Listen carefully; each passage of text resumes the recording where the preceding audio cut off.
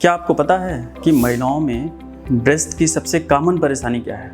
ये है ब्रेस्ट में दर्द, जिसको हम ब्रेस्ट पेन या मेडिकल टर्म में मैस्टैल्जिया बोलते हैं। मैस्टैल्जिया ब्रेस्ट की इतनी कॉमन समस्या है कि हर 3 या 4 में से एक लेडीज़ को होती रहती है।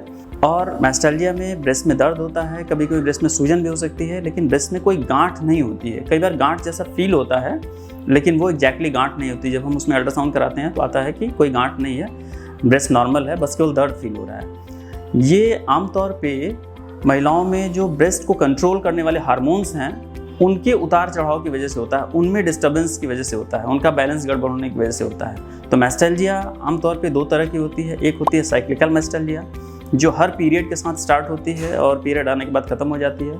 दूसरी होती है नॉन साइक्लिकल मैस्टैल्जिया, जिसका पीरियड से कोई संबंध नहीं होता है, जिसका कारण कई बार न्यूरोजेनिक होता है, कई बार लार्ज ब्रेस्ट होते हैं, कई बार और ढेर सारे कारण होते हैं।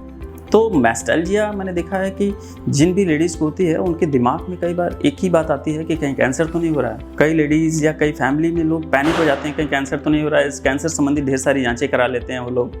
लेकिन मैं बताऊं आपको कि मैस्टैल्जिया कैंसर नहीं है, ये हार्मोन का डिस्टर्बेंस है। इसके लिए आपको ब्रेस्ट स्पेशलिस्ट डॉक्टर से मिलना है। डॉक्टर चेकअप करेगा, कुछ हार्मोन्स का जांच कराएगा, और जो भी हार्मोन की गड़बड़ी होगी उसके आधार पे आपको कुछ इलाज देगा। और हो सकता है महीने, 2 महीने, 3 महीने या कई बार मैक्सिमम 6 महीने इलाज करने के बाद, कुछ लाइफस्टाइल चेंजेस के बाद आप पूरी तरह से ठीक हो जाएं। तो मैस्टैल्जिया के लिए बहुत पैनिक नहीं होना है। हाँ, ये है कि ब्रेस्ट स्पेशलिस्ट डॉक्टर से मिलना है, मिल के प्रॉपर उसका इन्वेस्टिगेशन करना है और इलाज करना है।